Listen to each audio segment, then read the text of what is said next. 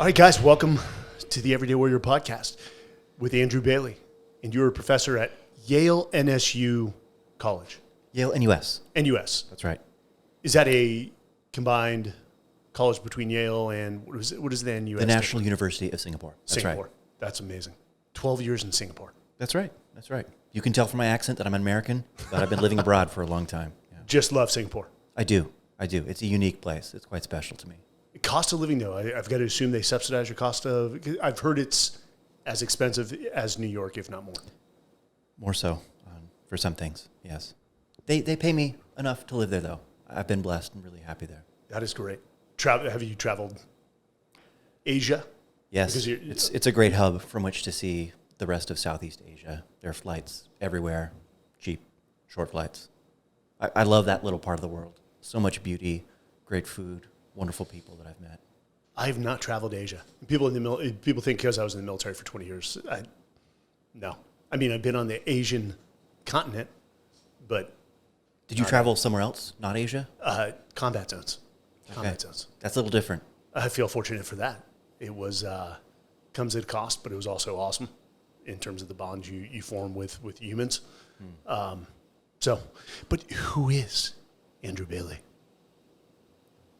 I'm a philosophy professor, which means I'm a bit of a weirdo, but a weirdo who likes to read old books and talk about them with young people. So that's what I do for a living. I read old books and talk about them with young people, and we talk about stuff that matters. Do you try to tie it back to life for them as much as possible? I didn't used to, but now I do. I found that the real world is actually really interesting, and increasingly I've turned towards quite practical matters in both my teaching and my research. And that's been very rewarding. You're spending a lot of time thinking about highly abstract topics like metaphysics, free will, the existence of God, the nature of space and time. But in recent years, my students have really hounded me to think with them carefully about things that matter, not just to their own hearts, but their own hands, their practice. And money is the one word that kept on coming up again and again in conversation with my students. So that's become a topic in my teaching and my research these days. The almighty dollar. And other monies too. But yes, the dollar is king. So I've watched a little bit of your, I would say, classes or presentations, and you speak with the passion that you have clearly coming through the microphone right now. So I'm blessed to love what I do. So that's if that comes through, cool. That is bliss. That is awesome that you found what you love and you're pouring into it. And Yale NUS also has a heavy online presence, international online community, correct?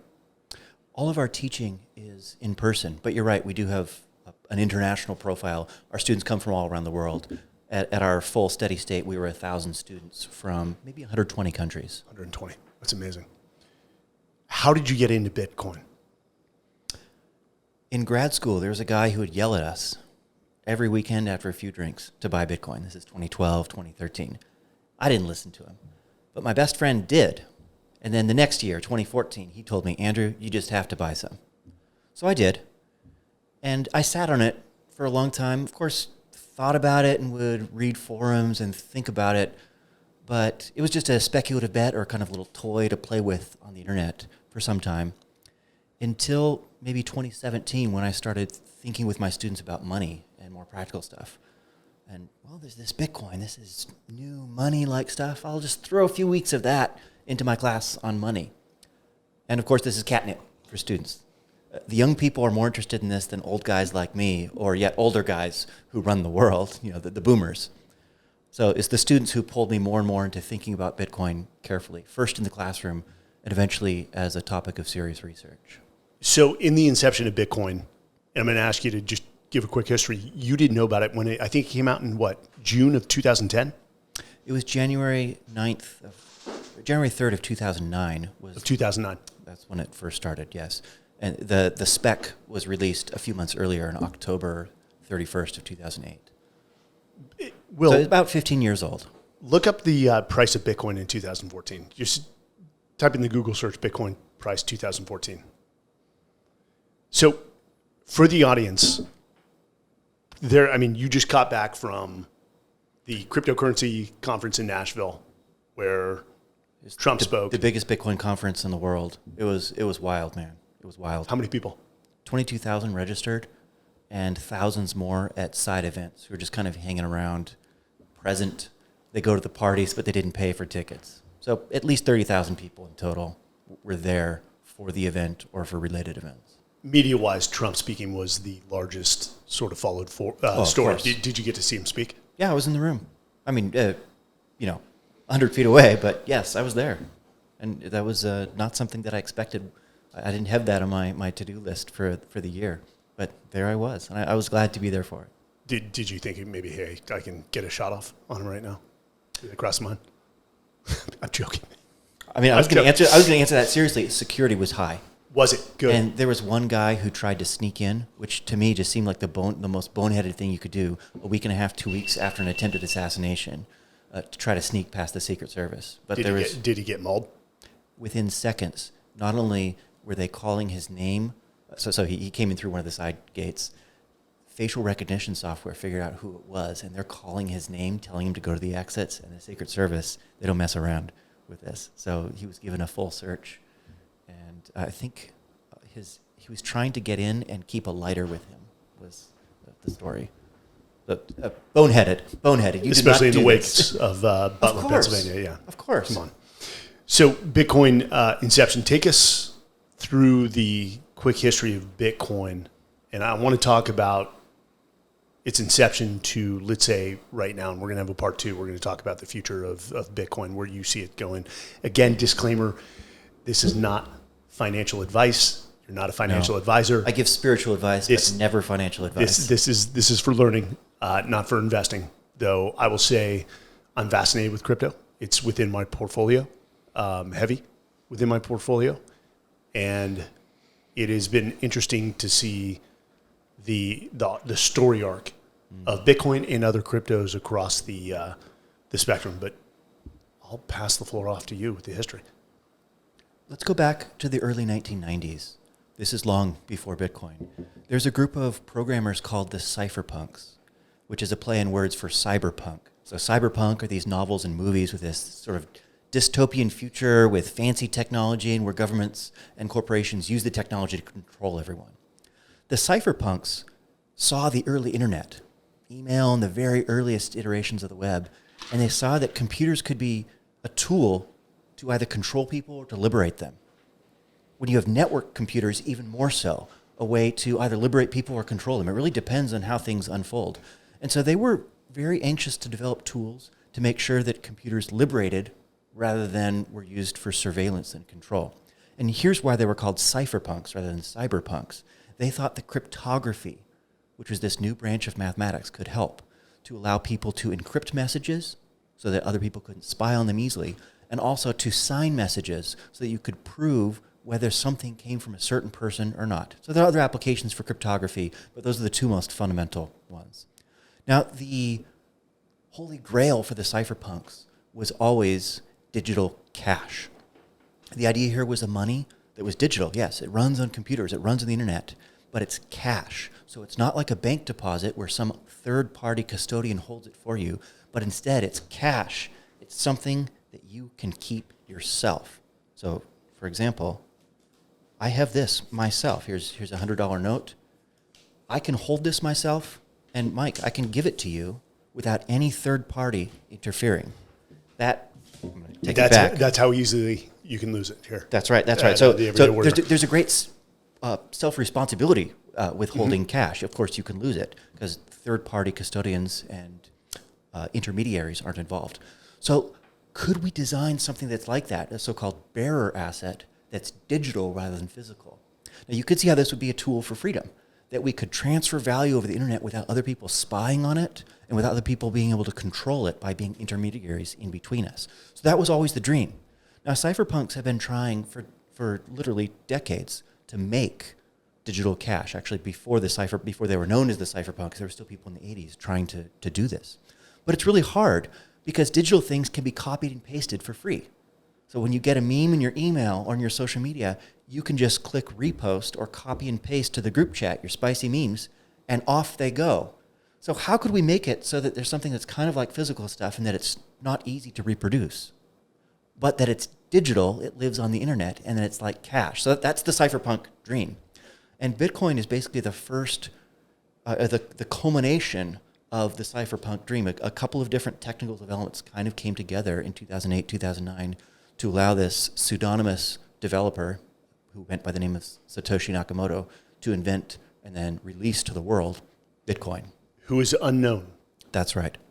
Now, I think for a lot of people, that is the fear of there's no physical person behind this character, and no one's been able to identify him. There's been lawsuits over litigations over people claiming to be. There's one person we know who is not Satoshi Nakamoto. That's Craig Wright. Out of Australia, correct? That's right. Okay. In your opinion, do you think it was a group of people that came together to collaborate to ultimately create Bitcoin, or do you think it was one singular person? I suspect it was an individual, and we can make a few guesses about it, but that's kind of speculative and irresponsible, so I won't do that on air. Okay. So it launches, again, you said the spec in October of 2009. 2008 was the spec, the so-called white paper. And then the code was actually released in January, and then the network launches that first week of January in 2009. I think you're right to raise this fear or question. We don't know who Satoshi Nakamoto was. Here's one thing that helps me think about that fear. Bitcoin is open source software. What that means is that anybody can look at the code. So it actually doesn't matter who wrote the code. What matters more is that it can be audited. And in fact, Bitcoin's code is the most audited code in the world. And here's why. If there was a bug that allowed you to take someone else's Bitcoin without having the password or the private key to it, you could steal billions of dollars of value anonymously. That is a gigantic prize waiting for some hacker to claim it. So though we don't know who made Bitcoin, we do know that it's high-quality code that's been audited by many thousands or tens of thousands of man-hours just poring over that code looking to steal Bitcoin. And so far as we know, it's actually pretty good. Nobody's broken it yet. But that audit is done. Many audits by many people. Yeah. Through every day.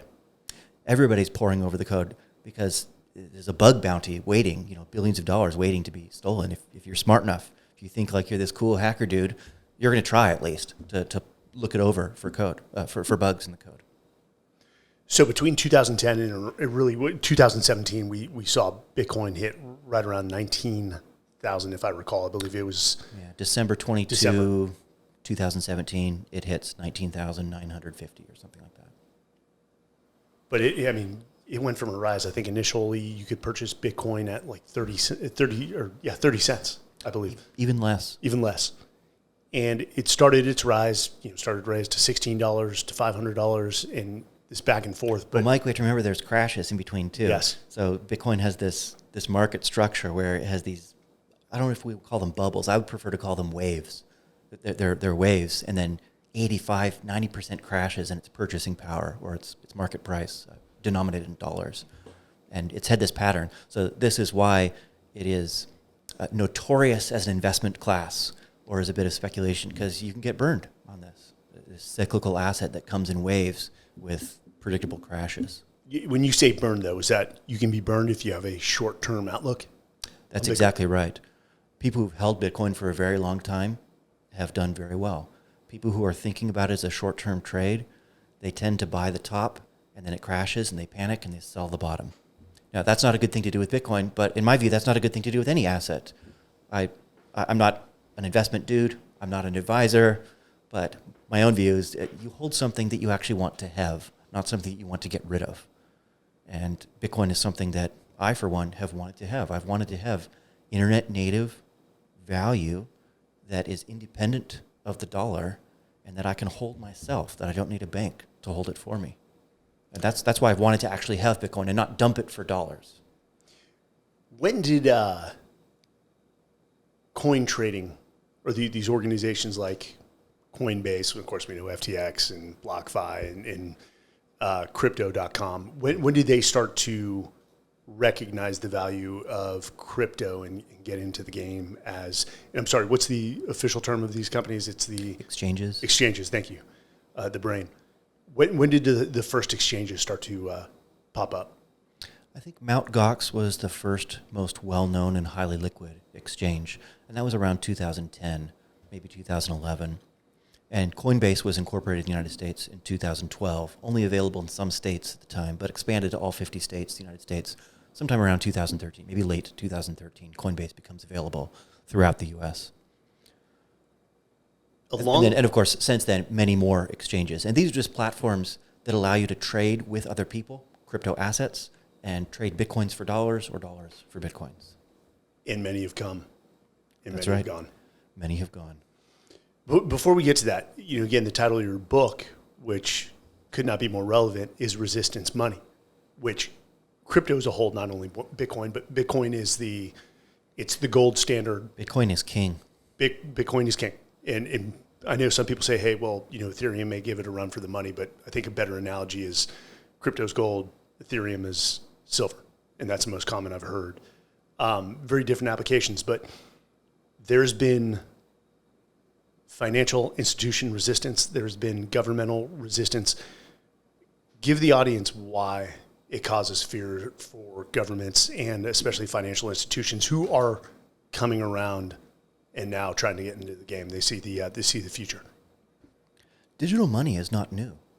It predates me. I'm 40 years old, and money already turned digital before I was born. That is, most American dollars existed as bank deposits, which are just little entries in digital ledgers.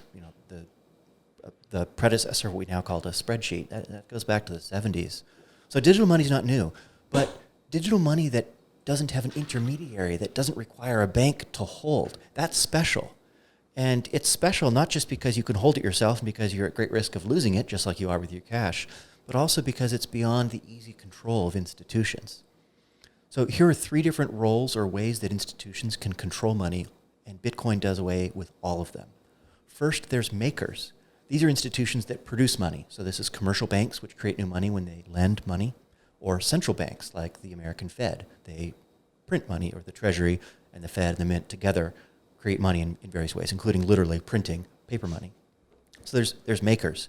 That's a central authority that's in charge of how much money there is. And of course, the Fed adjusts interest rates to control the creation or the destruction of new money. Second, there's managers. You can't hold digital dollars or digital dollar equivalents without someone to hold it for you. That would be a PayPal balance or a bank balance or a balance on Cash App or some other third party. And then there's intermediaries. These are third parties that don't just hold the money for you, but transfer it to other players in the system. So for example, Mike, if I send you some money via PayPal, there's probably 4 or 5 institutions involved with that. First, there's my bank that transfers it to PayPal. PayPal transfers it from my account to yours, and then from your PayPal account to your bank. So there's at least 3 institutions there, and if I did it using a credit card to fund my PayPal account, 2 or 3 more, because the credit card involves both Visa and maybe some intermediary lenders. So there's makers, managers, and mediaries. Now, Bitcoin does away with all of them.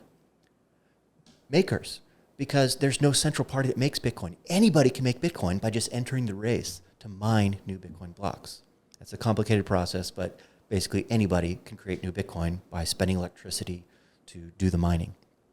Bitcoin has no intermediaries or managers because each of us manages our own Bitcoins ourselves, just like you do with your cash. And no intermediaries because you can send Bitcoin to someone else just as we do with cash, just by basically, it's the digital equivalent of handing it to them. I hand the note to Mike, again, just an example, and Will doesn't have to cooperate for this to happen. So Mike, now imagine that you're one of these makers, managers, or intermediaries.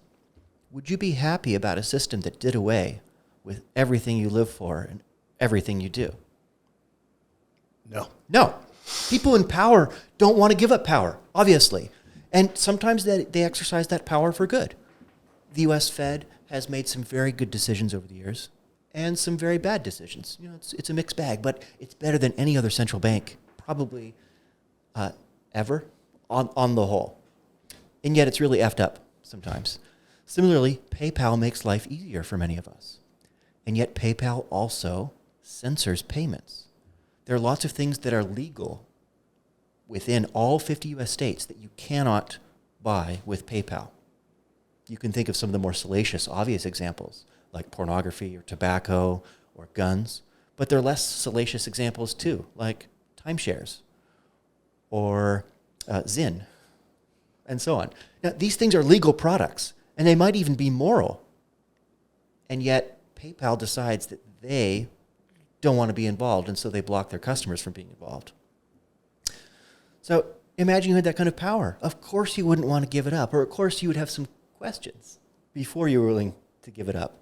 And that's just the story of the institutional resistance to Bitcoin over the last 15 years, is that Bitcoin upends everything in the financial system, creates something that has a totally new structure. So of course it finds resistance. And of course the hollow argument they always make is that Bitcoin is for criminals. It's for the black market, can't be tracked as well as, say, institutional means for paying for illicit activities. But again, that's a hollow argument because people have been evading traditional institutions to engage in illicit activities for generations. I got to tell you, the first line of this book, so this is Resistance Money, a philosophical case for Bitcoin. The first line is, Bitcoin is for criminals. Our view is that Bitcoin is for criminals, but it's not just for criminals. So here are some criminals who have used Bitcoin. Alexei Navalny, Russian journalist and dissident. He died in prison not long ago, Yes. suffering under the boot of Putin. But he was able to fund his operation for years because he used Bitcoin. His bank accounts, of course, were shut down immediately. His funeral was funded through Bitcoin. I know people who were close friends of his who were able to collect money through Bitcoin, send it to his family so that he had a proper funeral. So Navalny is a convicted criminal. Bitcoin is for him. Roy Mahbub was an entrepreneur in Afghanistan who was a software developer who had many foreign clients. And they wanted to pay her, but if they paid her with dollars, that money would go to her husband's bank account or to the bank account of her employees. She employed mostly women, of their husbands. Instead, she said, pay us in Bitcoin so that we don't have to put it through our husband's name. One of her software engineer employees was in an abusive relationship. She did something that was probably criminal. She escaped. She went to Europe and she took her wealth with her in the form of Bitcoin, and her husband, her abusive husband, could not stop her. Edward Snowden, criminal, used Bitcoin. So I think Bitcoin is for criminals, and maybe we can make that look a little bit better or see maybe a deeper insight by just observing that some criminals are good. Jesus Christ was a criminal. So was Martin Luther King. Of course, so some criminals are bad, some criminals are good, but this idea that Bitcoin is for criminals, therefore it's bad, that is a facile inference and just ignores what we know about how authoritarianism works, which is to criminalize the people who are actually good. So I think maybe we don't actually disagree, but on the surface, I just want to poke a little bit at this idea. No, Bitcoin is for criminals, and some criminals are good. Of course, some criminals are bad. There's also drug dealers, and so on. Talk to me about the good Bitcoin's done in developing nations, third world nations, which 85% of the world is third world or developing nations. Tell me how it's, if you can state or just lay out how it's been beneficial for people who don't have access to traditional banks. I suspect your audience is largely American. So could I give first an argument for why we should care, and then we can look at some of the facts? Yeah, love it. It's easy to ask the question, is Bitcoin good? And then to immediately replace it with the question, is Bitcoin good for me? Should I buy some? One of the things we do in this book is try to disrupt that frame with a thought experiment. It goes like this. So we're going to just do a little bit of philosophy, then we'll turn to the empirical facts, how Bitcoin's actually used. Here's the philosophy. Imagine that you go to sleep, and when you wake up, you'll be someone, but you don't know who you'll be. You could be one of 7 to 8 billion people alive. You could be a farmer in Venezuela. You could be a CEO in Silicon Valley. You could be an ex-Navy SEAL. You could be a philosophy professor. You could be a producer. You could be anyone. Now ask this question, knowing everything else you know about the world except who you'd be. Ask, would I want there to be Bitcoin in the world? So Bitcoin is a technology that allows people to send value without permission of authorities and to make savings without having to use their local currency. Those are two very powerful things. Now ask, would I want there to be Bitcoin when I woke up not knowing who I'd be? So that's the setup. Now let's add some facts. Over half the world suffers under authoritarian rule with either bad democratic institutions or no democratic institutions. No hope, really, of improving local laws, customs, and authorities through things like elections. Bitcoin is for them. At least a quarter of the world suffer under bad or even hyperinflation, double-digit in a year or even double-digit in a month. They don't have easy access to American dollars because they can't get PayPal accounts or Cash App accounts. They don't have a passport. Bitcoin is for them. They have a cell phone. That's right. That's right. A $50 smartphone is all it takes to access Bitcoin. So let's go back to the question, would you want there to be Bitcoin in the world? Well, if there's a 1 in 2 chance that you'll suffer under authoritarian rule, or there's a 1 in 4 chance that you'll suffer under really bad inflation, or even worse, hyperinflation, you're absolutely crushing. It destroys your ability to plan for the future. It destroys your ability to provide for your family, even with the resources you already have. You would want, so that's a huge risk, a 1.5 or 1 in 4 chance of being absolutely destroyed, or at least possibly, by the bad conditions that through no fault of your own, just bad luck, you're born under. You would want there to be Bitcoin there for you. So that's the argument we make in the book. The overall argument is that these empirical facts about the bad distribution of good institutions and solid central banking that's actually good, that means that even though Bitcoin doesn't benefit everyone, we still would want it to be in the world. So if you're Jamie Dimon, CEO of JP Morgan, Bitcoin's not for him. He doesn't want there to be Bitcoin. Bitcoin doesn't benefit him. It routes around everything he's built. But, he's just one dude out of billions. For the rest of us, Bitcoin is for us. But the Jamie Dimons of the world are now recognizing that they want to be in the game. That's right. They've found a way. You're probably thinking about things like not just exchanges, but ETFs and other products which allow people to get financial exposure to Bitcoin. So Bitcoin is very useful. So of course it's valuable. It's both useful and scarce. There will only ever be 21 million Bitcoin. There's what's called a supply cap. So of course it has some value, a non-zero market price, and in fact quite a bit more than zero. Traditional financial institutions have found a way to profit off of this. So what they now offer is a way for you to buy exposure to Bitcoin without owning the Bitcoin yourself. It's an exchange-traded fund. So they hold the Bitcoin, and then they give you a legal IOU to share in that fund, which owns Bitcoin. And of course, when the price of Bitcoin goes up, the value of that share goes up. So you can benefit from Bitcoin. And Jamie Dimon and Fidelity, Grayscale, Larry Fink, CEO of Yep. BlackRock, all of these people who have run the traditional financial institutions, they have found a way to benefit from Bitcoin. But here's a catch. When you use their products, you don't actually have the Bitcoin yourself. It's as if I thought there's this really precious thing, this $100 note, and then instead of just holding on to it myself, I gave it to Larry Fink, CEO of BlackRock, and then in return he gave me an IOU. That the only thing I can do with the IOU is give it to him. I can't spend it. I can't buy stuff from Will with it. All I can do is use it to maybe get my $100 note back. So there's a trade-off here with these products. Of course, they're convenient and easy. You can do it in your retirement account. It's tax advantage. And yet you are going back into the permissioned traditional financial system.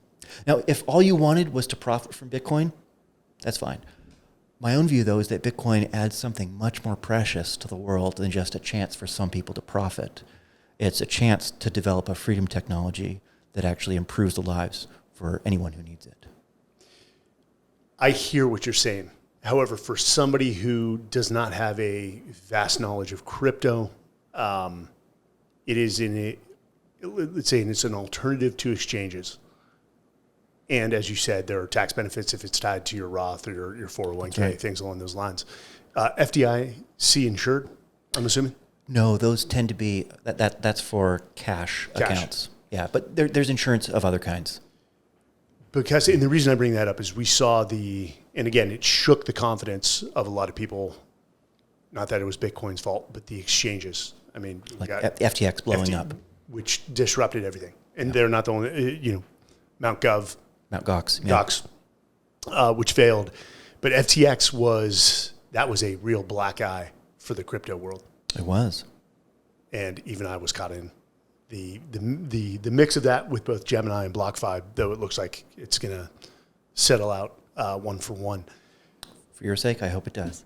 And that really did give those in government sort of more ammunition to crack down, to regulate, to look with a suspicious, jaundiced eye at this whole shebang. But FTX not for no good reason. No. FTX was, again, powerful organization that was just duplicitous in playing with people's money. They stole billions. And they're paying the price. That's right. They're paying the price. Could I draw our attention to no. the structure here? Remember, there's 3 kinds of intermediaries: makers, managers, and mediaries or intermediaries. And exchanges are... There are 2 of those at least. FTX was actually all 3. They made their own token, FTT, so they're makers. They're managers. They held a bunch of people's crypto for them. And they're intermediaries. They helped facilitate and stood in the middle in transactions as a middleman. Now, of course, reintroducing new middlemen is going to introduce the same old risks that Bitcoin was designed to route around, where we don't have to have these banks holding our stuff for us. So, of course, we're going to speed run every other folly that any financial structure has ever seen with criminals who tried to stand in the middle as middlemen and then take their cut.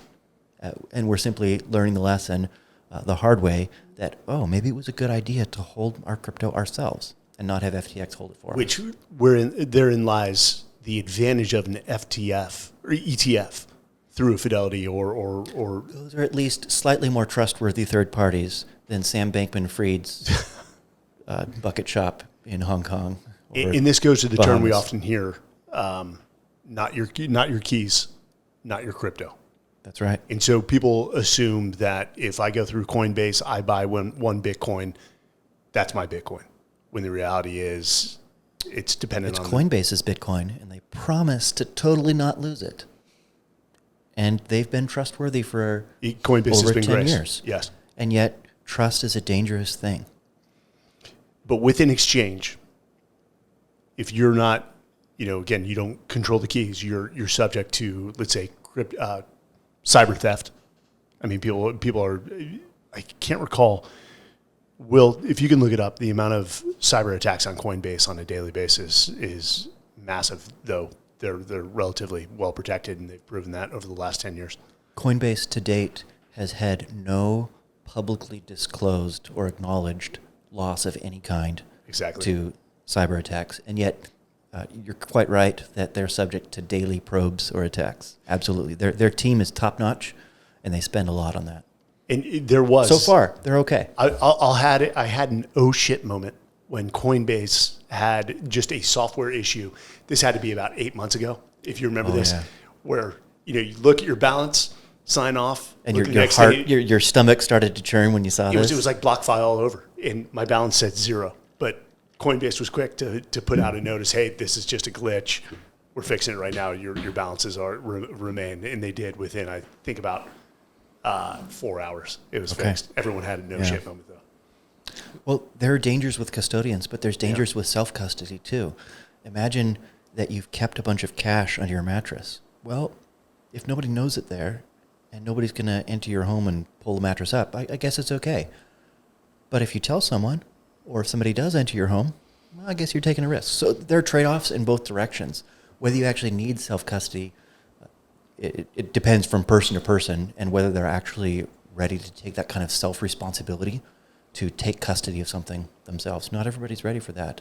Be your own bank was this old slogan that crypto people had, and it shows, actually, it's supposed to be a proponent's thing. You say, be your bank, be your own bank. That sounds great. Think about it, though. How many of us are ready to be a bank? How many of us are ready to protect our computers against cyber attacks, to protect them against physical attacks? Not everyone.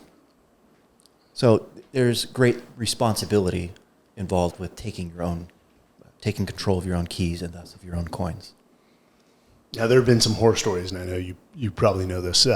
People that invested in crypto very early, specifically Bitcoin, let's say 2010, 2011, and then forgot their keys completely. And I think there was one case where the guy had estimated 37 million was the valuation of it, but could not pull it because he could not remember the keys. His brain is broken forever because of that. He can't forget it. And I feel sorry for the guy. I wish that he could just erase the memory of having had that many Bitcoins, because it'll haunt him forever. And there are interesting stories again, people used Bitcoin to pay for a pizza. That's when right. Today's valuation would have Laszlo been, was the name of the guy. Was it? 10,000 Bitcoins for 2 pizzas. Late 2010. Kicking himself. Yeah, again, another, good for him. I hope he can forget that one. He actually did very well. He invented GPU, graphical processing unit, GPU mining for Bitcoin. So now there's another process used to mine Bitcoin, but the intermediate one used for a couple of years there, he invented and was the first person to use. So he mined many thousands more Bitcoin after spending those 10,000 Bitcoins. So Laszlo is just fine. He's fine. He's fine. Do you know much about the power dilemma required to run these Bitcoin farms? I know that's a massive... It's a big topic, yes. Are you familiar? We wrote 2 chapters of that in this book, and I was actually the lead author for both of those chapters. No kidding. So I've lots of thoughts about it. How about you, Mike? What are your initial thoughts here? Well, it's no different than a data center. The massive amount of, not only power but water to cool the CPUs and the boards. So, no, I'd love to hear your thoughts about how this, because again, you're going to have the dissenters, the green protesters who say this is it's adding to the climate change and global warming. And I'd love to hear your thoughts about how we get around that, or what innovation is going on as more Bitcoin farms pop up. But I know that space is also getting more competitive, and I'm assuming there's going to be a consolidation of power amongst Bitcoin farmers. Yeah, a lot going on there. It might be helpful to start by thinking about why there's Bitcoin mining in the first place. So Bitcoin allows us to have a transaction that moves a digital item from one person to another without an intermediary. Well, that's really hard because that copy-paste problem we discussed. Bitcoin mining is the solution. So the way it works, we'll skip some of the technical details, but there's a ledger, which is just a big database that says which addresses own which Bitcoin. And then when you transfer it, it's just an update to the ledger, and those transfers or transactions are collected, and every 10 minutes they're published in what are called blocks. The blocks are arranged in a chain, hence the word blockchain. The miners are the people who actually publish those transactions, and they compete to be the first to publish that little collection of transactions. So everybody's looking at this little pool of transactions, putting together and trying to publish it. And what they do is they do these little cryptographic proofs that demonstrate mathematically that they've spent a lot of electricity, and whoever spent the most, the first, gets to publish the block, and then they get 2 rewards. They get fees from those transactions, and then they get to generate new Bitcoins according to Bitcoin's issuance schedule. Now, imagine that Bitcoin becomes more valuable over time. That means more people are competing to publish those blocks. Hence, giant data centers full of these little specialized computers that can only do one thing. They can do the number guessing to prove that they've done the cryptographic bits, to spend the electricity, to add the new block, to claim the fees, and to claim the new Bitcoins. So that's what mining does. It actually allows for there to be a canonical record of transactions without a trusted third party who decides and who can censor or not censor which transactions are allowed onto the updates or the new blocks to the ledger. So this is how Bitcoin becomes censorship resistant, how it can have transfer without a third party who gets to decide what stuff is transferred or not. So that's why mining exists. And the more valuable Bitcoin is, the more people will want to mine it, which means that they'll have more of these little computers. They're called ASICs, application-specific integrated circuits, that are mining Bitcoin and spending more electricity to do it. And then there's this disquieting question. Wait a minute. This is using thousands of gigawatts. Whatever the number is at any given time, it's astounding. And then they'll look at how many circuit boards and how many gigawatts of electricity, or gigawatts. I just watched Back to the Future 3. I rewatched that, one of my favorite movies. So I'll say gigawatts. People will look at these numbers and just find it astounding. And they'll think, well, that can't be right. Not only is this a waste of electricity, but wait a minute. Electricity generation often involves fossil fuels, burning hydrocarbons, which means that there's greenhouse gases going up, especially CO2. So to someone with an environmental conscience who has the correct beliefs about human-caused global warming and who is maybe a little bit worried about all of that, this is just going to look like a big no-no. Absolute cannot do this. So that's the setup. It looks quite bad, doesn't it? Just burning all this electricity, and especially, let's add this to the mix, and then just look at what the headlines are about Bitcoin. It's all about price and speculation. So we're burning all this electricity just so that some crypto bros can trade their fake digital coins online to make a quick buck or to scam other people. That's even worse. Now, there are a couple pieces I think we need to resolve this and maybe look past the fear to some deeper insights. First is that there's actually more being accomplished than just crypto bros being able to trade their fake coins. This is actually a freedom technology that has given to the world something precious, which is money beyond the easy reach of institutions. That may not be necessary for everybody, but it's certainly necessary for some and serves a great social good. So we spend energy on things that are precious to us. We want to get from A to B and get there faster, so we burn energy. Bitcoin's no different. The users of Bitcoin pay fees, and the miners burn energy. And they accomplish something that's precious to them, like transportation in the case of a car or an airplane, or moving money around without the permission of trusted third parties with Bitcoin. The maybe more interesting and deep stuff here, though, isn't at that level. We actually have to look at carbon production or carbon dioxide production and think about its trends over time from Bitcoin mining and think about the economics of that. So here's one really curious feature about Bitcoin mining as a buyer of electricity. It's indifferent to both space and time. So let's think about other buyers of electricity, and you'll see that they're not like this. So think about lights. When do you want, or when will you be buying electricity to turn the lights on? Well, it's when and where, so space and time. Well, where? It's where the people are, so they can see. When? After sundown. So you'll see a surge as people start turning their lights on, and that'll be only when there's a population center. So, of course, that kind of use of electricity is not indifferent to space and time. It's very sensitive to space and time. Now, where do Bitcoin miners need to be, and when do they need to turn on? Well, it doesn't need to be in a city. It could be anywhere.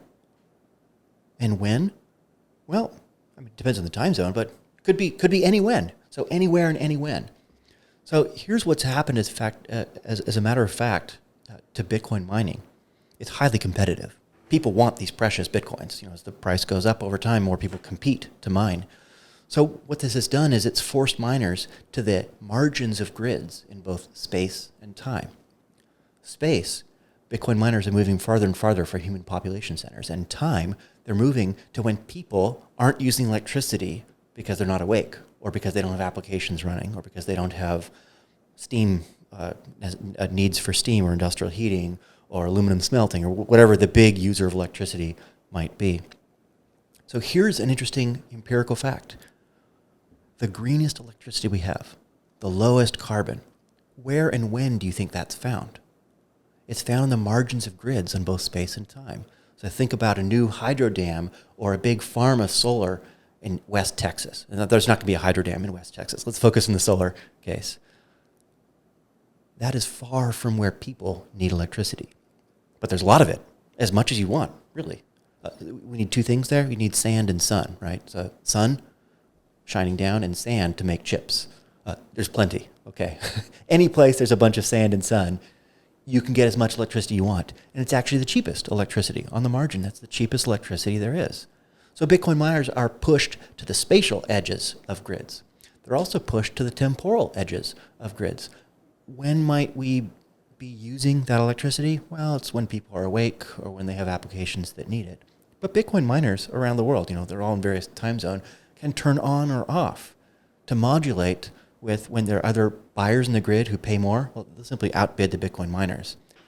So Bitcoin mining over time has become less and less carbon intensive. And this is something that the critics just haven't noticed. They haven't really studied it to see the economics of Bitcoin mining. And so they've missed that what maybe looked to be true years ago, it just isn't. So Bitcoin is self-decarbonizing in a way that's almost unique because no other industry is so indifferent to space and time in the way that Bitcoin is. So when I look at all these pieces together, I see that Bitcoin is actually doing something useful in the world. And the users of Bitcoin are paying for the electricity themselves. And in fact, it's self-decarbonizing. It looks to me like this environmental objection is wildly overblown. Now, let me give one more piece of the puzzle. And maybe the way to see this is to think about some old headlines.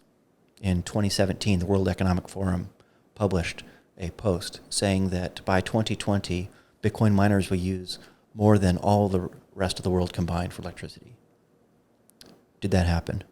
No. This was based on some weird projections that didn't really understand any of the economics of Bitcoin. There was another study published in 2018 that was enormously influential. It's been widely cited that projected similar things and said that within 100 years, Bitcoin alone will raise the surface temperature of the Earth by 2 degrees Celsius. Now, this model was published in 2018, and we've had 6 years now to see how it goes. It's been empirically refuted. In fact, that didn't happen. The model fundamentally misunderstands how Bitcoin works, and we critique it in the book, by the way, in chapter 10. So there's some really bad science, pseudoscience that's been empirically refuted, and yet policymakers and journalists don't know that. They cling on to it. They keep on citing the same old shit. So this is enormously frustrating for people who actually have studied Bitcoin and thought about it carefully, because it's just bad science that kind of has this inertia. It sticks around for a while, and it's been refuted, but many of our policymakers and those who are really in charge of controlling public opinion don't know this yet. So I think it's very important to show that they're wrong. And that's one reason we wrote this book, is to try to document some of this so that people don't get away with lying about Bitcoin so easily. Okay, that was a long rant, Mike. No, but we've covered a lot. This is some economics, some philosophy, and then some critiques of pseudoscience, all in like a 6-minute rant. Thank you for listening and for giving me the space to do that. Hey, we always measure how much the guest speaks compared to me, and the ratio is supposed to be too. What did you think? No, so it's no different than what the data center industry is facing, and we're data centers for predominantly. They're in the outskirts of New Mexico. That's right. Again, where the grids can support that industry. Personally, I think the case for Bitcoin mining and data centers will stumble onto innovation within the energy sector that will be utilized for all purposes. It already has. When you have this buyer of electricity that's willing to invest to build out new renewables, wind and solar in the middle of nowhere, you know what that does to the unit economics for building wind and solar? It drives it down on the margin. So it makes it cheaper to have more solar panels and wind farms, if you so desire. So anybody who thinks that wind and solar is good, my own view is that it's a useful tool, but it has severe limits because of the variability. You know, the sun doesn't always shine, the wind doesn't always blow. But it's still a useful tool for grids and for decarbonizing. If you think that's true, then you should support Bitcoin mining because it makes it cheaper to roll out more wind and solar, because it's a buyer of energy that's installing all this new stuff and with economies of scale, making it cheaper. There is, and we've got a good friend, Kirk O'Fell, who is in the data center industry, and he calls it the fifth industrial revolution. Is data is the new oil. I will say this: there are, with every new innovation that brings massive benefits, there are always unintended consequences. And again, citing Kirk, you talk about the fourth industrial revolution with the microwave computers. Look what's happened to overall health, because fast food served quickly, which is predominantly unhealthy. And look at the obesity rates. That was an unintended consequence of the fourth industrial revolution.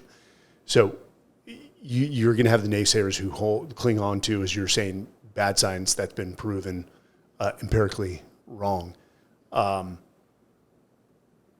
It's just educating and convincing people that those arguments hold no weight, and that is just going to take time.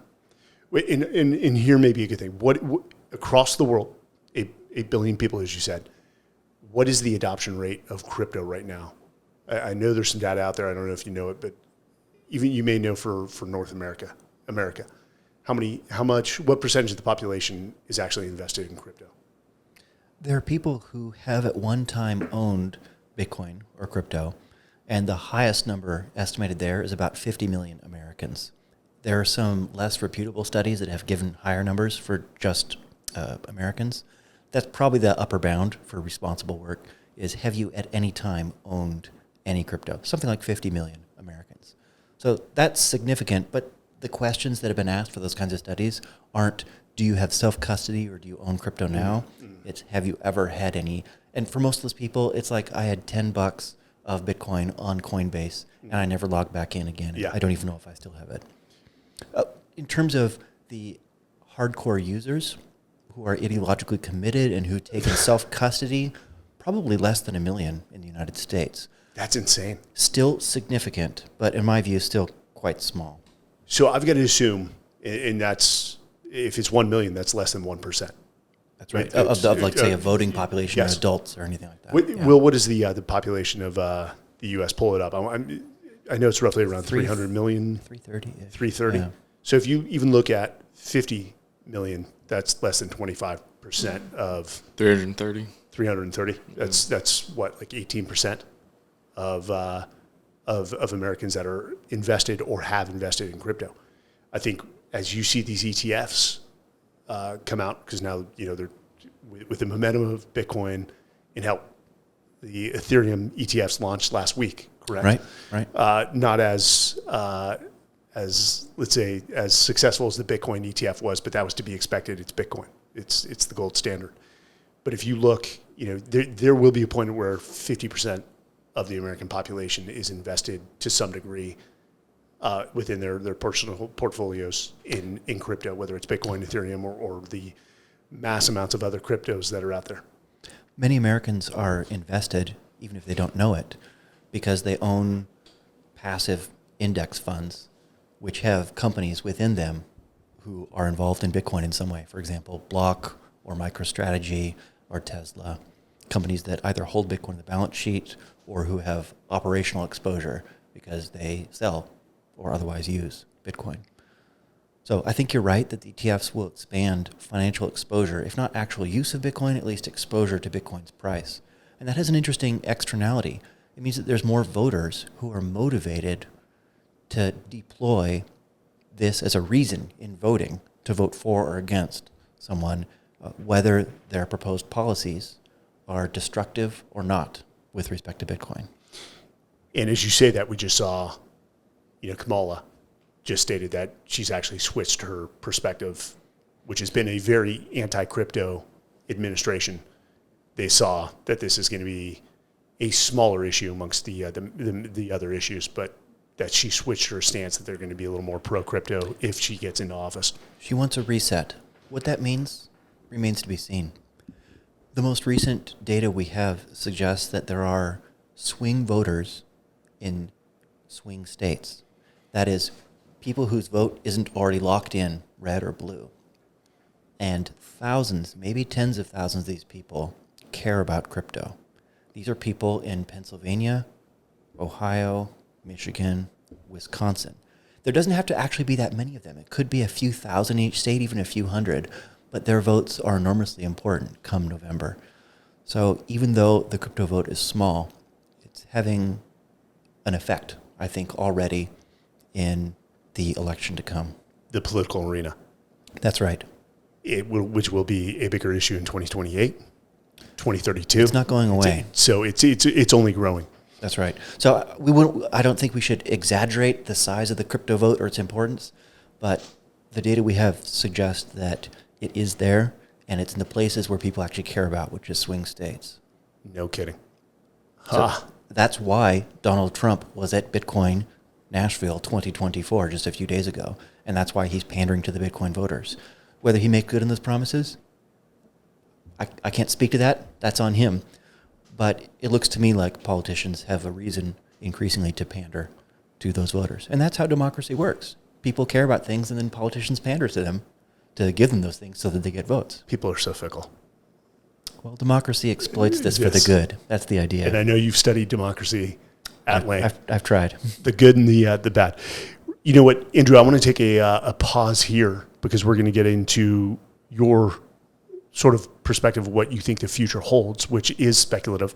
And we're not going to hold you to that. But this was going to be a 2-part series. I mean, you traveled all the way from Singapore. We're going to give you what we rarely give anyone else. So thanks, Mike. All right, guys, we're back for part 2 with Andrew Bailey, who's just released the book, Resistance Money, A Philosophical Case for Bitcoin, which great timing because we left off on part 1 on the politics, how Bitcoin, and this is a major victory for the entire crypto market, how crypto is now one of the issues of this upcoming election between what seems to be Kamala Harris and Donald Trump. And you just got back from the crypto conference in Nashville, which is the largest crypto conference in the world or nation? In the world, so far as I know. In the world. Close to 30,000 people in attendance. And Donald Trump made an appearance. He did. It was wild.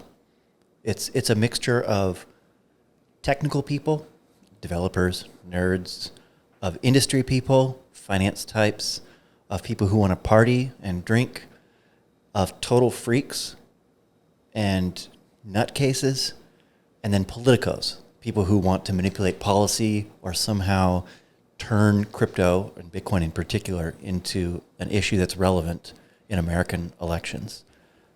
I've never had anything. It's a unique experience to be there for this. It was an absolute spectacle, and I'm so glad I was there just to see it in person. You know, there's a duality to the term nerd. I mean, they get picked on, but now when I hear nerd, I'm like, oh, so he's probably going to change the world in some form or fashion to some degree. Well, I'm a self-identified nerd, so I guess it has to have some affection in addition to the self-deprecating aspect of it, yes. I wish there was a very nerdy aspect to me. Well, you've got a bunch of books behind you. I You're a know. nerd too in some way. And a buff nerd. For my family, they're like, of all the children, Mike wrote a book. And so I'm breaking ceilings. I'm shattering certain ceilings. You too are a nerd, sir. I like that. Thank you very much. A buff nerd. A buff nerd. I'll take that. Are we getting a workout in after this in the Small Minds Repair Shop? Oh, man. You asked the wrong man about that. At least we might get him in the cold pool. Well, I have an excuse. See. I have to catch a flight later. I told you about that. Yeah, okay. Next time. So the political realm, this issue is only going to grow. And as we said, as we left off, 2028, 2032, it's going to be a larger issue than it is now. But, I mean, crypto is not going away. It doesn't appear to be going away. Would you say it's broken the resistance? It's broken through, or there still will be resistance from traditional institutions moving forward?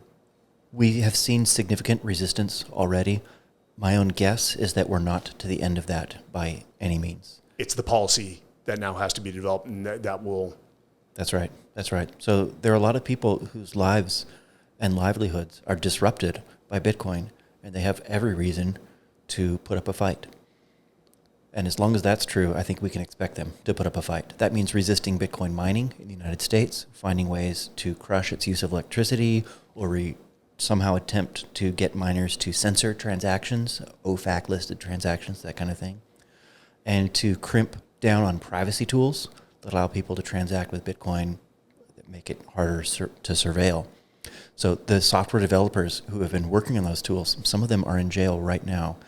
And that to me is a total miscarriage of justice. It's like throwing someone in jail for coding up WhatsApp, which allows you to have encrypted messages. It's not their fault that somebody used this for crime. It's a tool that is good. Unintended consequences, again, which we talked about in part 1. That's right. And it's not just criminals and dishonest people who have an interest in having privacy. Everybody has an interest in privacy. So this is a good tool. Privacy is good. And it's a total miscarriage of justice for people who develop privacy tools to be jailed themselves, in my opinion. But those are some fronts that we'll see. And there are others still. Include self-custody as well, trying to find ways to make it harder to take custody of your own Bitcoin. People like Senator Warren from Massachusetts are opposed to Bitcoin on all of these fronts. And Senator Warren has been extremely influential in the Biden White House. The Biden White House has more or less outsourced many of its appointments on the regulatory front to Senator Warren. And so she's put in her allies, and they're almost uniformly against Bitcoin. Okay, part 2 is not going to be about politics, but I was unable to see the full speech from Trump, though I did read many articles.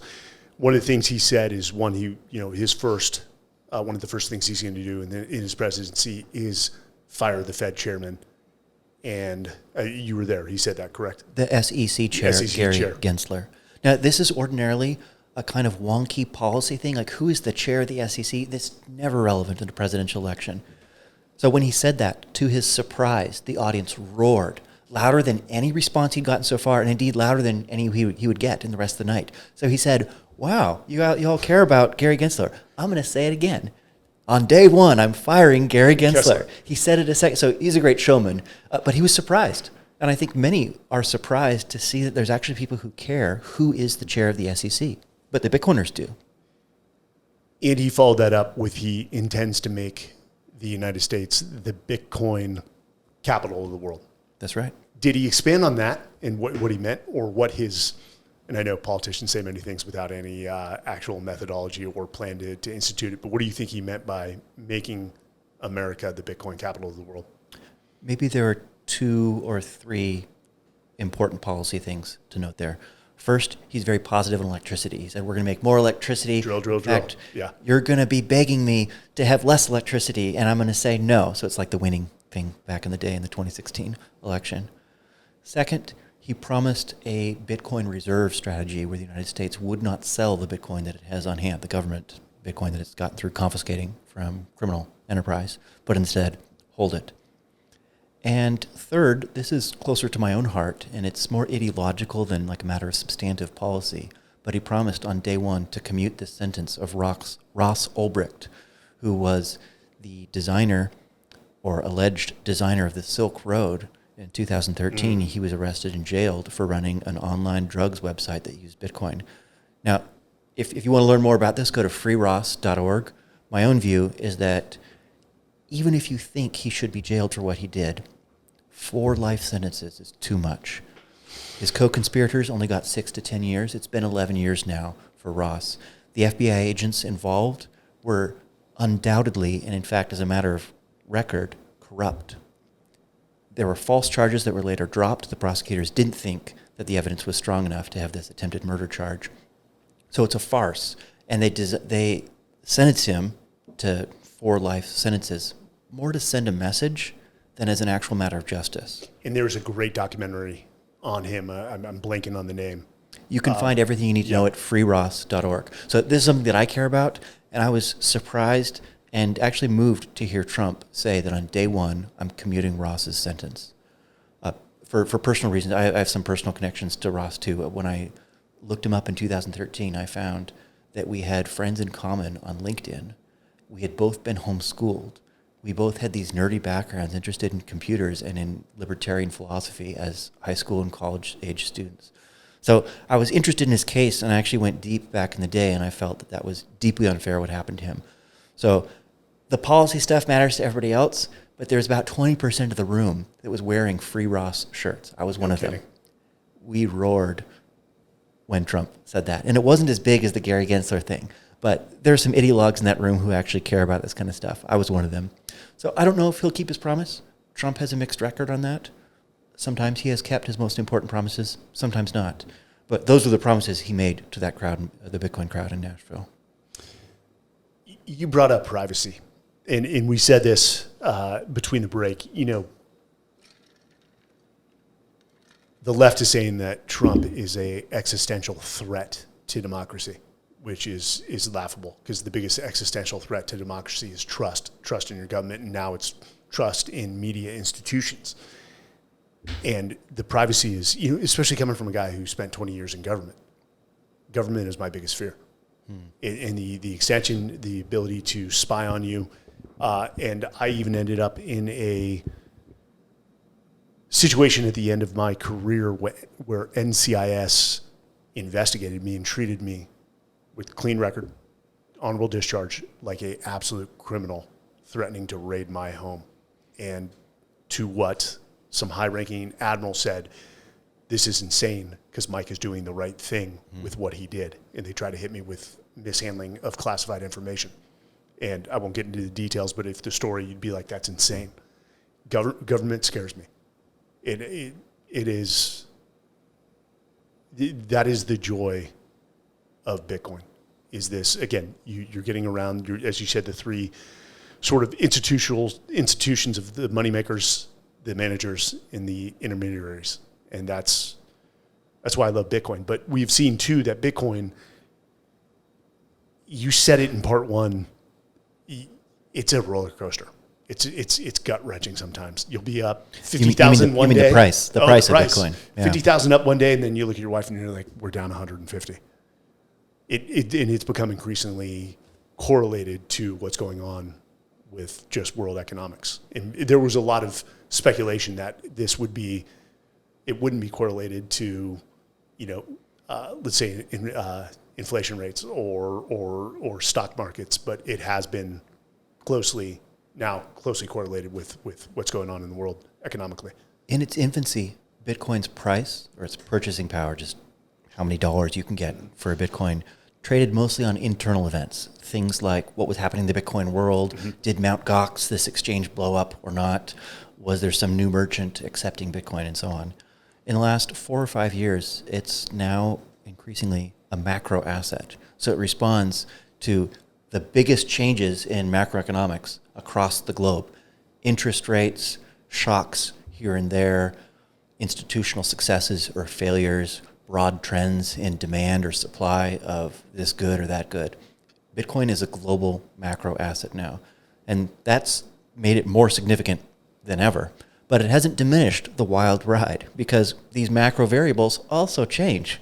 So, of course, Bitcoin's price goes up and down. It blows around like the wind.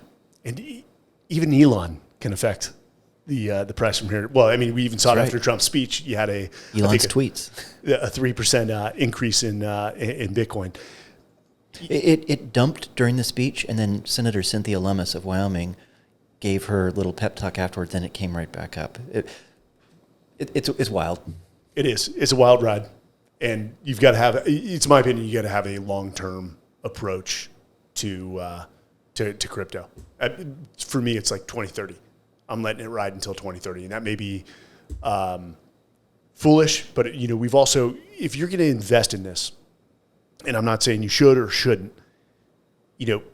like any good plan, if it hits a certain price, pull 25% off. And if there will be dumps in the market.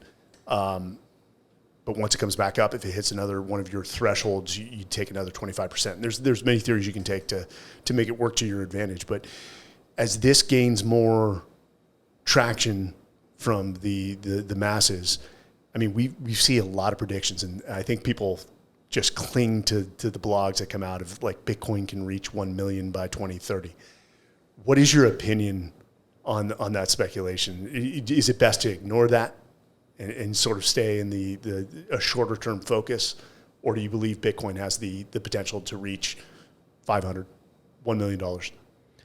I won't comment on specific prices, but I will share two things or two trend lines that I think are important when thinking about Bitcoin's long-term prospects as an investment. There's all the speculation around Bitcoin, which is people buying and selling Bitcoin on exchanges. They never take self-custody. They're not actually using it as resistance money themselves. They're just making bets on whether Bitcoin will go up and down. And that's a big chunk of the market. But there's another significant chunk of Bitcoin users who are actual Bitcoin users. They need it because they don't have access to other stuff. Now, what are the variables that determine this fundamental demand for Bitcoin? So it's not speculative demand, but fundamental demand. Here, too, you might look at. First, central bank failure, and second, authoritarianism. Central bank failure, let's say this is a trend line. Is this going to go down, stay flat, or go up over time? Well, Bitcoin is an alternative to central banks. It's a way of opting out. So if you think that line will stay flat or go up over time, then you should think that demand for Bitcoin will remain steady or go up over time, as central banks fail. Central banks have tended to fail regularly. There's something like 150 sovereign currencies out there run by central banks. And basically every couple of weeks, one of them will go belly up or somehow have some major disaster with too much printing or hyperinflation or very, very bad inflation. So that's one trend line to look at it. Look at the 10-year line. Here's another one. Authoritarianism. people and institutions trying to control other people, especially well beyond the boundaries that are typically accepted in a liberal society. And I mean institutions, not just governments. I mean corporations and governments. So think of that as a trend line. Will people attempting to control other people's personal lives, will that go down, stay steady, or go up? Well, in my lifetime, it feels like it certainly hasn't gone down. That's my guess. And in fact, the tools of authoritarianism have gotten more and more sophisticated, using digital networks to surveil and control people. So if you think that those lines are either steady or going up, then you should think that fundamental demand for Bitcoin will stay steady or go up as well, because people will need Bitcoin to evade those kinds of authoritarian controls. So this isn't a price prediction, but it's a thought about two variables you should look at if you want to make those long-term price guesses. And this is why I hold Bitcoin myself. I don't hold it with an exchange. I take self-custody because for me it's a kind of insurance. What if I'm canceled? What if my bank account is shut down? I live in Singapore. What if I'm deported? I'm not a citizen. I'm an American citizen. What if I'm deported? My family could be on a plane that night. Could I take my condo with me? No. Could I take my bank accounts with me? No, those will be shut down, confiscated. But I can take my Bitcoin bit with me because I have my Bitcoin private seed, private keys stored safely. And there's this thing that you can do with Bitcoin, which is just to store it using 12 words. If you can memorize 12 words, then your Bitcoins can live in your head and you can cross any border with them. So I don't have a ton stored in my head, so to speak. With 12 words. Yeah, but so I don't have a lot of value. So to robbers out there, you can't actually get a bunch of Bitcoins from me by attacking me. But I have some, and I have some stored safely various places across the world. So if I'm at risk of cancellation or deportation or something really dramatic, I can take it with me. So that's why I have Bitcoin as a kind of insurance policy in that way. If you think that there are institutions on the rise who will make people want to have insurance policies, that will try to cancel people for their opinions or crack down on their personal behaviors, then you'll think that there is a place for Bitcoin in the world. Fundamental demand, non-speculative, but fundamental. It's interesting that you just bring that up. I think for most Americans, it is a investment mechanism, but I'm totally disregarding people in third world countries who are using it day to day for an exchange of value. I think there's a use case here for Americans too. Americans regularly get canceled and blocked from using services like PayPal or Chase or Wells Fargo because of the political opinions they've expressed. PayPal had a policy that they enacted and then walked back, but actually didn't walk back, which is that if you spread what they called misinformation online, then not only would they confiscate your account, the balance in your PayPal, but they would fine you up to $2,500. Now, this is a private organization, and yet they deemed it part of their jurisdiction, their right to punish you for spreading misinformation. Now, what counts as misinformation? This is highly contested, and it basically just means something that I don't want someone else to say. People on the left and the right will have different ideas about what that means. They will both try to punish their enemies when they're in power for spreading misinformation. I think it's wise, at least for me and many others, to have a way to have insurance against that. So that's why I have Bitcoin. That's why I use Bitcoin. It's not a speculative investment where I'm like betting on red or black. For me, it's something that I keep a little bit on the side so that I can use if necessary. Anyways, if you think that the factors that make that possible or make that likely are going to go up, then that is some reason to think that Bitcoin itself will have demand in the future. That is a sad commentary on today's society. It's not crazy, though, is it? That even Americans, the land of the free, home of the brave, might be subject to pretty severe cancellation. Unless you disagree with me. In which case you're canceled. Don't do that to me. I won't even look you in the eye.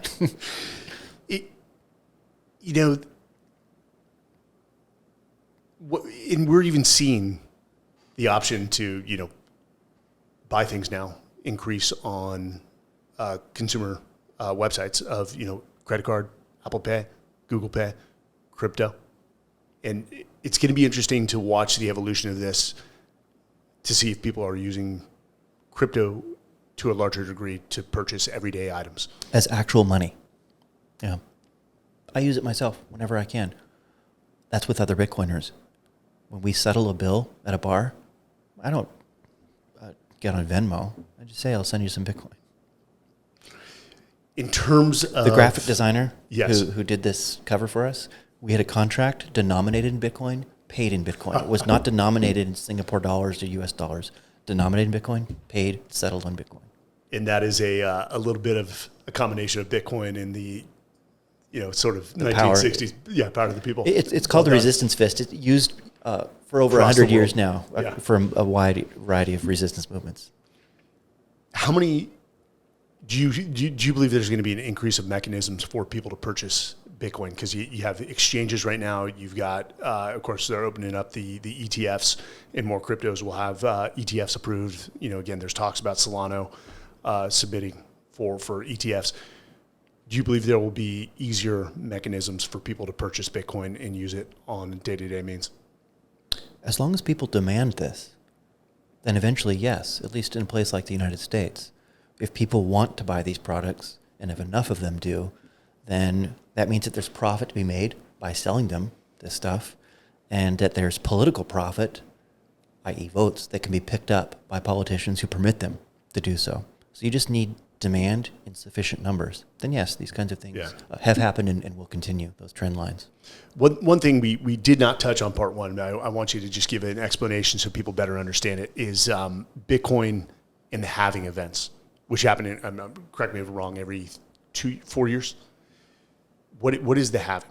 So basically Bitcoin reduces in total volume every 4 years. Is that an accurate statement?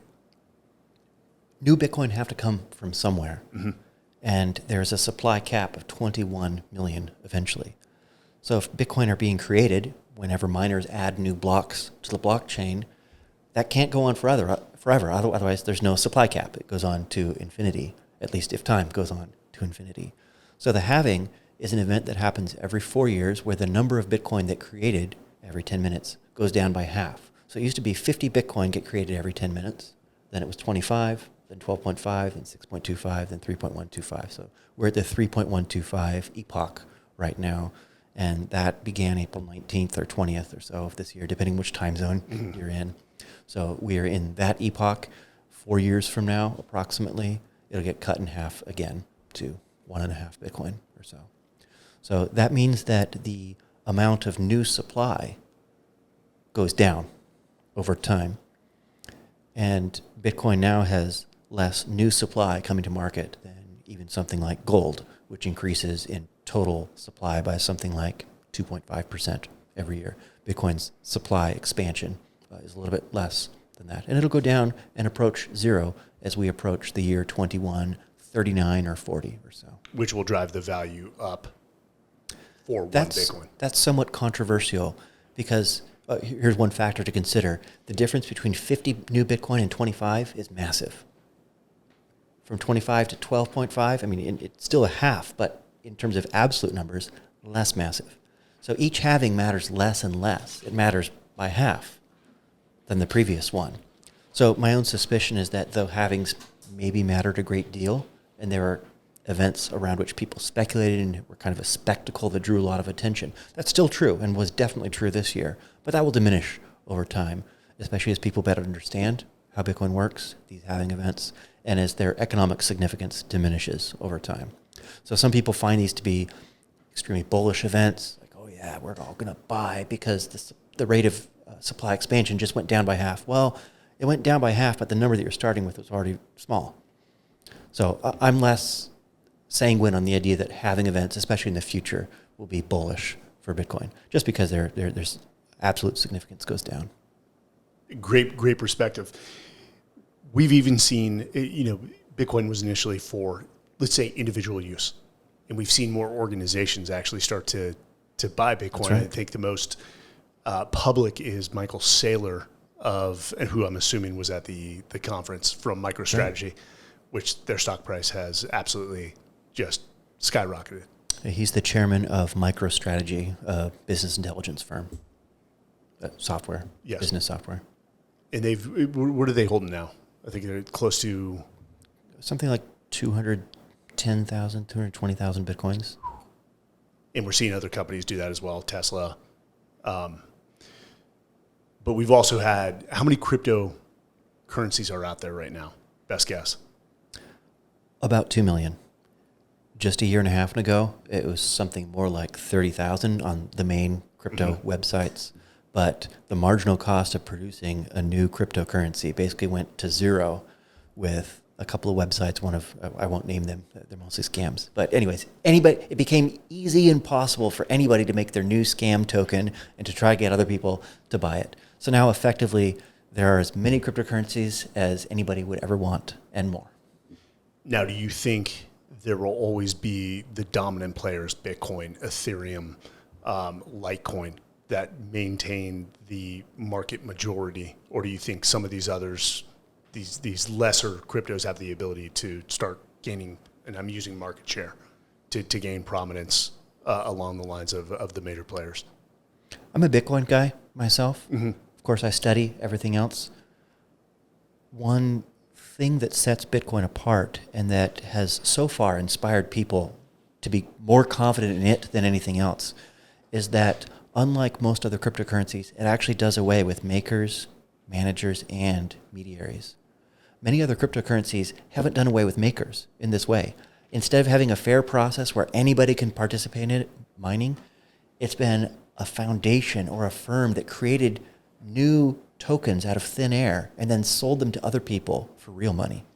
That's more or less the way the dollar works, where insiders create dollars at a marginal cost of zero and then distribute it to insiders.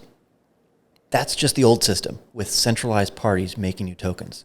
So this is the way that Ethereum was launched with an ICO, an initial coin offering. This is the way Solana was launched, and many others. Bitcoin is not unique, but it is special. It's not the only one that had a so-called fair launch without insiders, but it is the most important of all the coins that had a fair launch. So that's one reason that's inspired many people to be more confident in Bitcoin. It does away with all three of those roles. Another one is that it has done away with mediaries as well in an important way. You can actually run a Bitcoin full node, which just means a computer that runs the Bitcoin program that verifies all the transactions yourself. Now, the more complicated the network is, the faster it is, the more throughput, the more transactions there are, the slower the block time is, i.e. more blocks, more collections of transactions coming in every hour, the fancier computer it takes to actually run it yourself. That means that for most ordinary people, for these other networks, Ethereum, Solana, and many others, you can't actually run the software yourself. Instead, you have to trust someone else to run it for you. So then effectively, you're trusting a mediary instead of verifying the transaction for yourself. So not only do you have a system that, like the dollar, has makers, it also still has mediaries, trusted parties. So for the people who care about Bitcoin as resistance money or crypto as resistance money, Bitcoin is basically unique in the properties that it provides. So I'm not going to make a prediction about market dominance or anything like that, but these are factors that have led me to find Bitcoin to be quite special. And if there are other people like that out there, then Bitcoin will certainly have a place, and maybe a special place, maybe even a unique one. But that's the future. Let's leave that to the future to make definitive judgments about. Hey, I like the future. I like predictions. It's like gambling. However, I mean, everything for the reasons you just stated, Bitcoin will most likely remain the gold standard and the most prominent. Again, I know you don't like to make predictions, but the argument sort of substantively supports that. It's not a crazy thought, at the very least, and we have 15 years of history so far with new competitors coming to the scene again and again and again, and they've tried to be Bitcoin killers. They haven't succeeded yet. That's what we can say for sure. Yeah, the Bitcoin killers, and we've heard that quite a bit. Well, what are we not hitting? Again, the book Resistance Money, I think, is educational for anyone who's new to the market, who wants to gain more understanding and maybe more confidence of putting money into Bitcoin. I know that's not the objective of the book, but it does lay out the history, arguments for, arguments against, and why you guys think, again, a philosophical case for why Bitcoin will remain for an inevitable future. I think a lot of people have legitimate philosophical objections to Bitcoin, ethical objections. They worry about the environmental case. They worry about, oh, Bitcoin is used for ransomware. I think that these are legitimate worries that we shouldn't push under the carpet, but instead pull them into the light, interrogate them, see if they're any good. So that's one thing we do in the book, is really try to take the critics seriously. This is a book that can be beneficial, not just to people who are already sort of inclined towards Bitcoin or to crypto, but to the skeptics. We really want to give them a fair shot.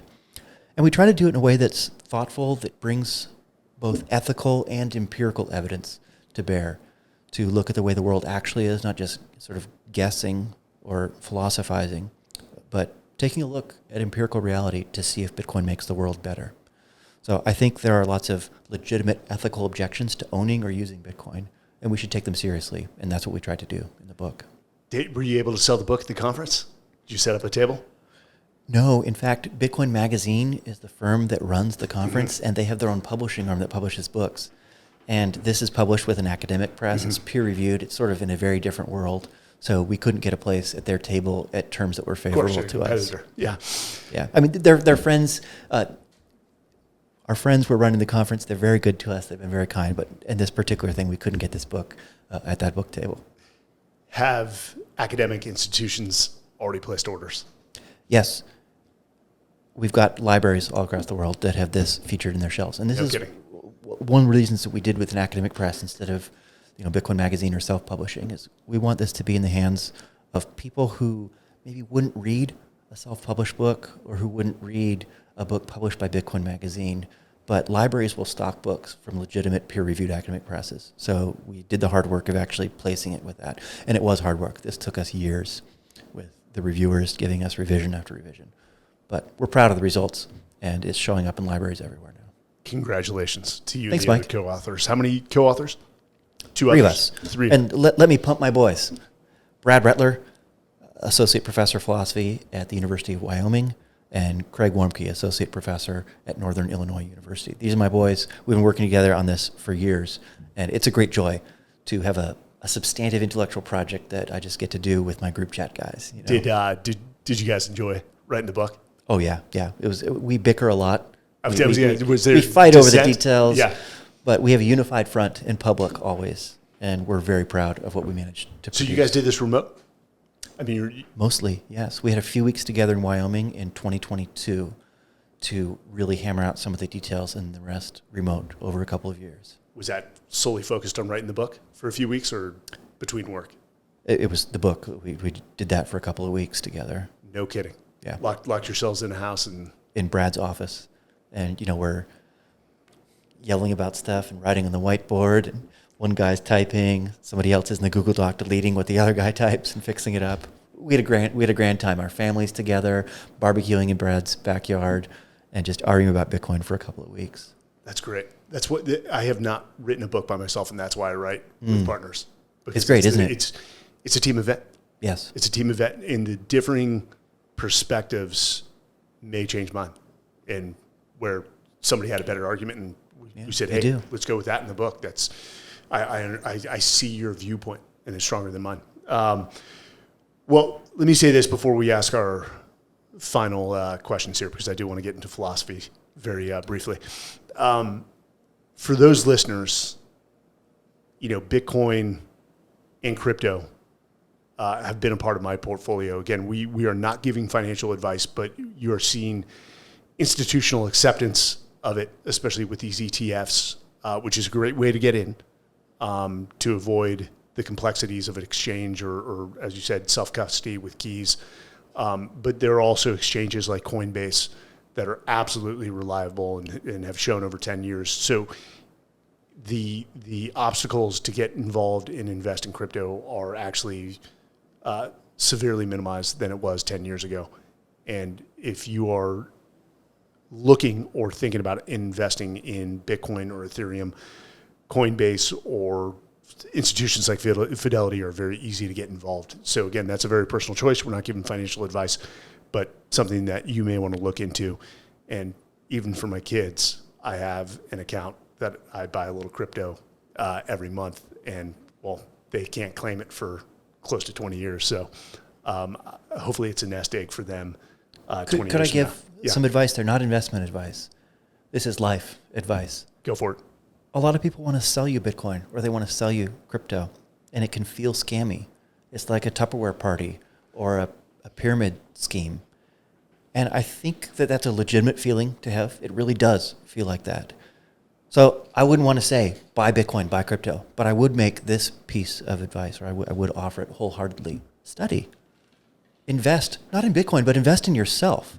Now, one way to do that is to read my book. You don't have to buy it. You can get it at a library. So I don't really get any royalties from this. So I'm not pumping my bags in that way. But I do think it's wise, even if it's not wise to invest in Bitcoin, to invest in yourself by learning about it, because this is a technology that is not going away. It matters more and more to our world. And so it's something that's worthwhile to understand and to think about carefully, to evaluate it, to see if it's actually good.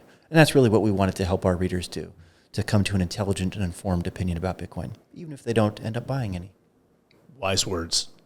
And if you want to buy drugs, you can use Bitcoin for that as well. So cash or Bitcoin?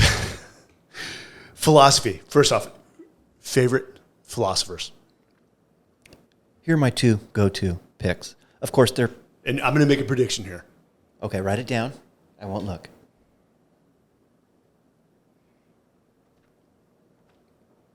Go ahead. I'll go with the one that I'm quite sure you didn't guess first. Zhuangzi, a classical Chinese philosopher. They were a kind of serious and kind of button-up group of Chinese philosophers.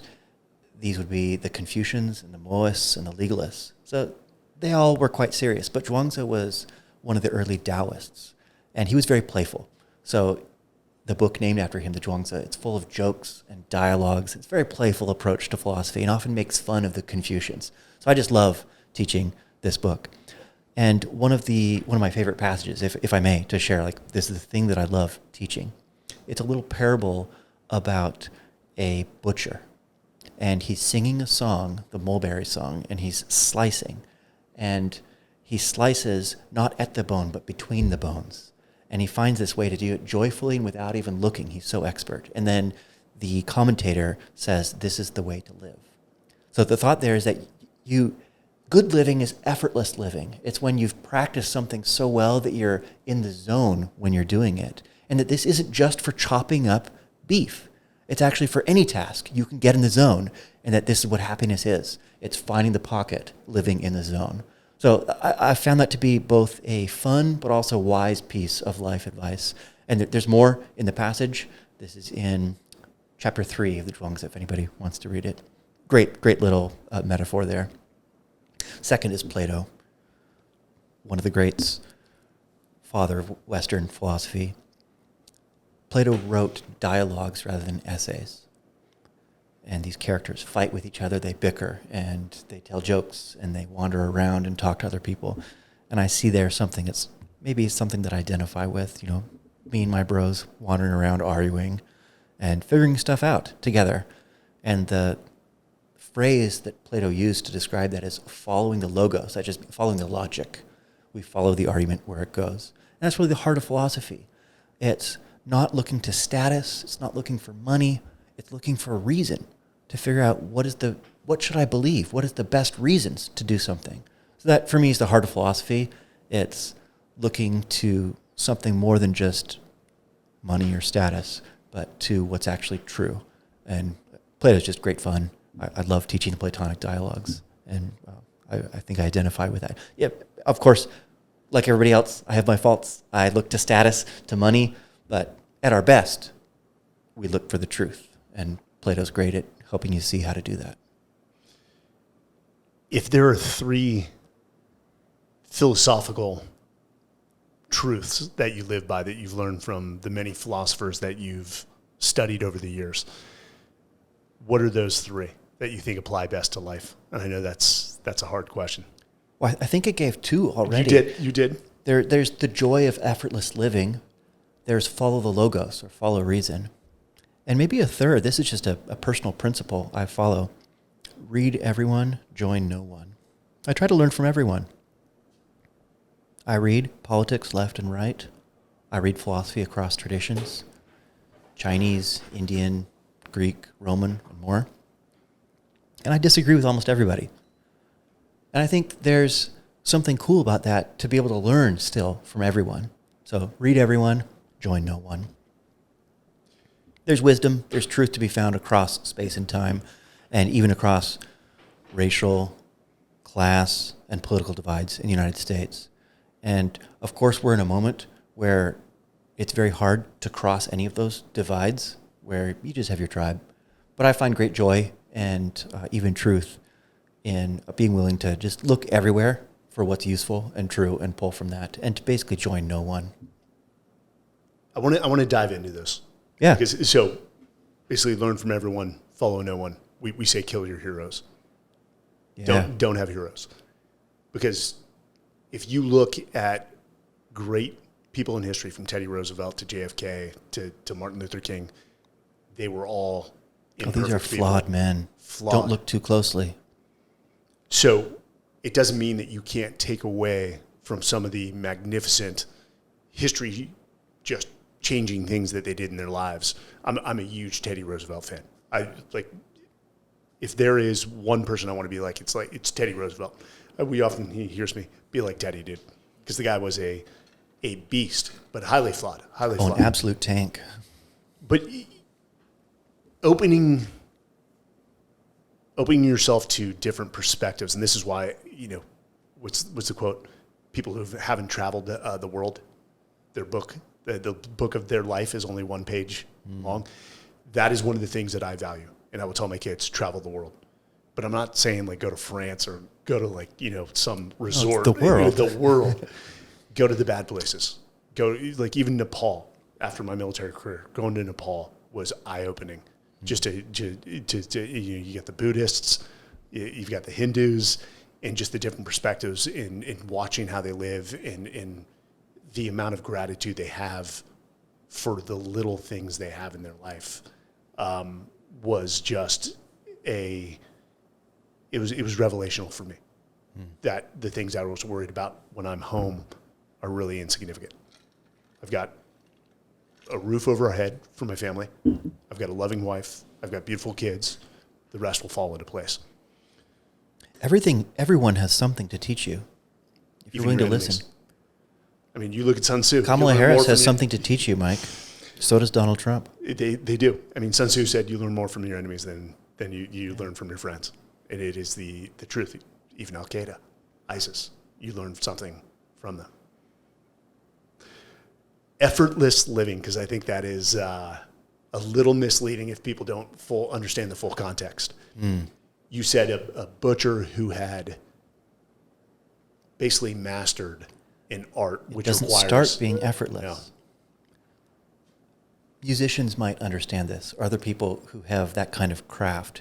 You start by learning scales and by learning fingering or breath or tongue position with the reed, or how to hold the cello with respect to your body.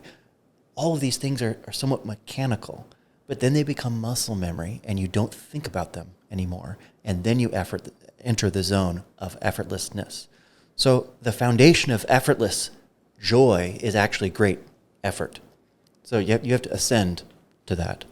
But once you're there, it is a place of great joy, because then your mind isn't focused on where to put the knife and whether there's a bone there or not. You can sort of feel where the bones are, and you slice between them. So also, when you're soloing on an electric guitar, you don't look at the fingerboard and think, I'm going to do a hammer-on and a pull-off, and then I'm going to bend. It's going to be a half step, and then I'm going to go into a full step and make this little face. No, you don't think about any of that. You just feel it, and it feels good. So the thought from Zhuangzi is that this applies not just to crafts, but to living as a whole. So think about when you're with your loved ones. What does effortless, joyful living look like? It's when things unfold when you're not really even thinking about how to play with your daughter, It becomes innate. That's right. Yeah. That's right. How to hang with your buds. Oh, that's effortless, but that was effortless from the start. No, it's like the 10,000 hours to mastery, or right. It requires effort to get to effortless living in the muscle memory. This applies to other kinds of virtues too. So think about generosity, or kindness, or acting justly. Of course, sometimes you have to decide to be generous. You practice it, you know what? You set it aside and you have an envelope in your budgeting system. Okay, this is my money to give away. And I'm just going to have this cash on me I've decided ahead of time. But then once you've built up that generosity muscle, it comes easier. And then in an effortless way, you're ready to give away when appropriate to the right person, the right place at the right time. So this applies across virtues. It applies to vices as well. You can fall into effortless vice. And, it's interesting you went right to money with generosity.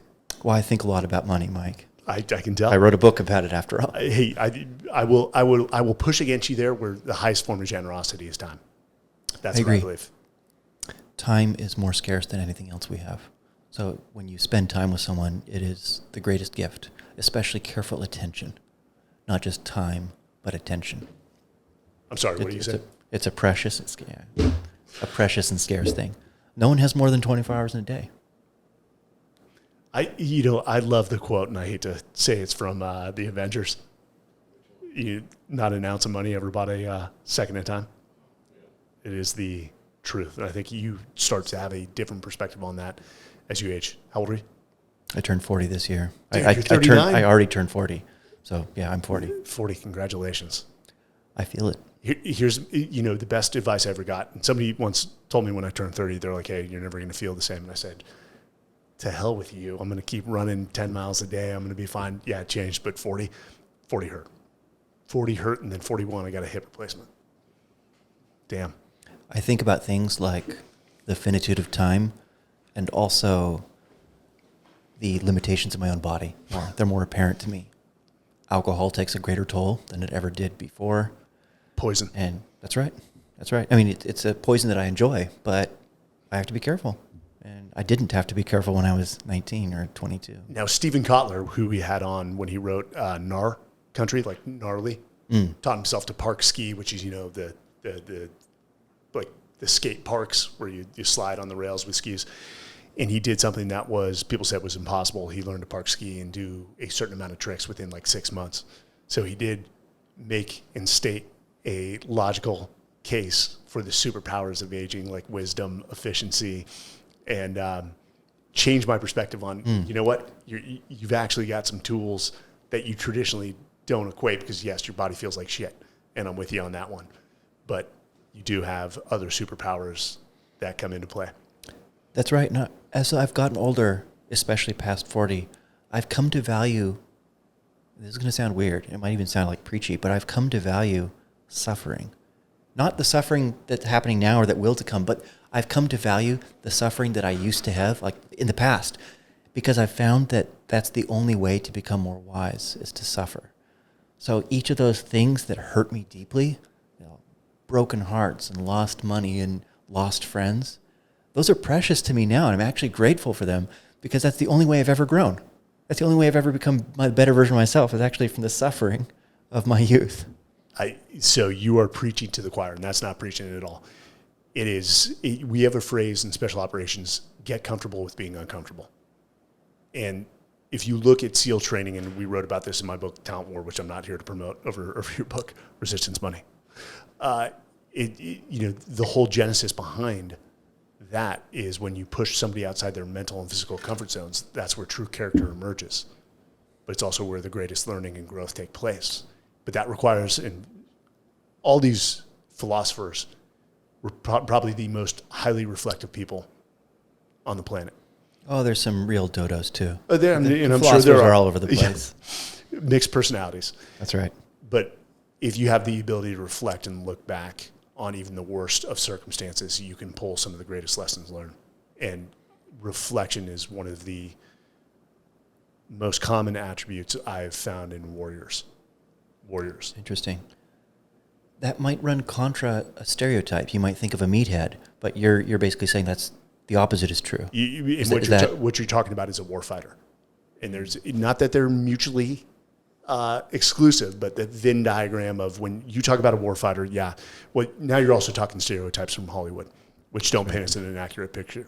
Okay, you would know the truth here. All I know is Hollywood. Oh, yeah, exactly. And so, what I know about investment banking is Wolf of Wall Street and the other films.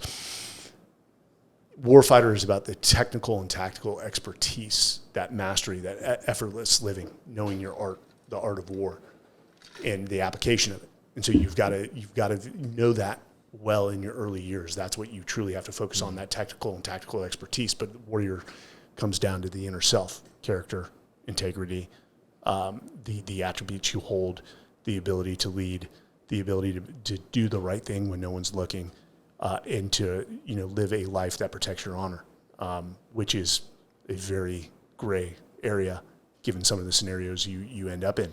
And what might be legal, or I would say what might not be legal sometimes feels like the right thing. And a crude example is you capture a terrorist and you're like, hey, the right thing to do here is just eliminate this guy because we're going to put him in an Afghani prison and he's going to be released in 2 weeks. But it's not legal. And so, very, very interesting topic. And I mean, you look back, how many philosophers were prior warriors to their philosophical days or their, let's say, dedication to logic and overall philosophy. Maybe most famously, Alexander the Great was tutored by Aristotle. I think Aristotle may have found that embarrassing later in life. I'm not sure about that, but yeah, a case to be made. Yeah, his own success. That's right. Alexander the Great's success became intoxicating. We've seen many historical cases where they overreach. Yes, overreach. Well, Andrew, I know you've got a long flight. What's the flight? I fly to SFO. That's just 4 hours, and then it's 16 hours to Singapore. You got one of the layout beds? No. You haven't accumulated. I'm a philosophy professor. I do not spring for these things. Hey, we flew around the world in coach, so in 7 days, it was not a fun experiment. So I'm with you. I totally understand. Well, let's hope for some wisdom to come from that suffering. It's called Ambien. All right. Well, dude, safe travels back. Thanks, Mike. Thank you for coming out. And again, guys, resistance money, a philosophical case for Bitcoin. If not to invest, as you said, for self-improvement and understanding the crypto market as it just continues to gain prominence, not only in life economically, but also politically. So thank you for your time. Thanks, Mike. And thanks, Will. Pleasure to be here with you guys.